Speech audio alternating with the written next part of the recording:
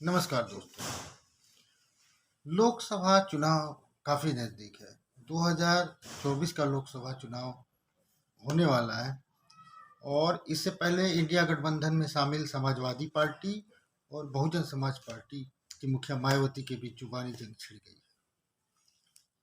तो लोकसभा चुनाव से पहले विपक्षी का कुनबा बिखरने लगा है। उत्तर प्रदेश में बुआ मायावती और भतीजा अखिलेश यादव के बीच आपसी तकरार खुलकर सामने आ गई।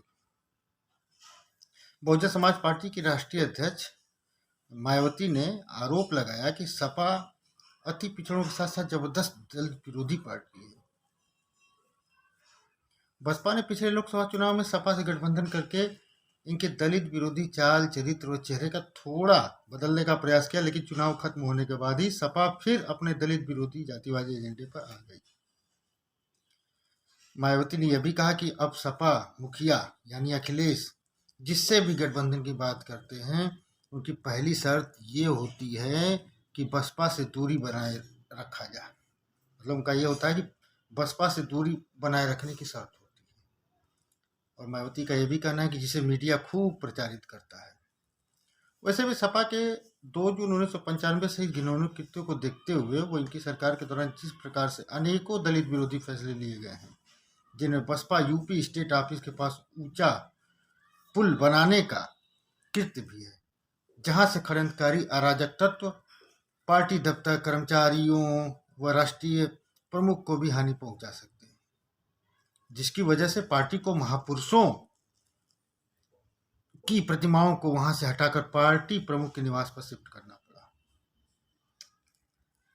मायावती के इस बयान के बाद यह तो स्पष्ट हो गया कि उत्तर प्रदेश में बुआ और भतीजा यानी बुआ मायावती और भतीजा अखिलेश इस बार एक मंच पर नहीं आएंगे। इन दोनों के बीच चल रही तकरार का सबसे बड़ा नुकसान इंडिया गठबंधन को होगा। उत्तर प्रदेश में ये दोनों ही पार्टियां काफी मजबूत हैं। भाजपा के अलावा जो बहुजन समाज पार्टी और समाजवादी पार्टी दोनों मजबूत है उत्तर प्रदेश में, और इनका अपना एक वोट बैंक है। पिछले लोकसभा चुनाव की बात करें तो इन दोनों पार्टियों के गठबंधन के कारण ही भाजपा को 62 सीटों पर रोकना संभव हो पाया था, और 2014 में हुए चुनाव में भाजपा 80 में से 73 सीट जीतने में कामयाब रही थी। यदि इस बार यह दोनों ही पार्टियां अलग चुनाव लड़ती हैं तो इसका सीधा फायदा भाजपा को होगा। भाई ये तो बात सही है कि अगर दोनों पार्टियां लड़ेंगी तो इनके वोट बैंक कटेंगे और इसका वोट बिखरेंगे और इसका फायदा बीजेपी को होगा। वैसे भी राम मंदिर बनने के बाद भाजपा की नज़र अब सभी 80 सीटों पर है। उत्तर प्रदेश में 80 सीट है और सभी पे भाजपा की नज़र है। भाजपा का मानना है कि उत्तर प्रदेश में इस बार एनडीए का गठबंधन सभी 80 सीटों पर विजय हासिल करेगा। ये दावा भी किया गया था और ये बता भी रहे हैं कि सभी 80 सीटें जीतेंगे, और अगर ऐसा होता है तो इंडिया गठबंधन के लिए बहुत बड़ी हार होगी। अगर 80 सीटें जीत जाती है भाजपा तो मतलब इंडिया गठबंधन का बहुत बड़ा नुकसान होगा।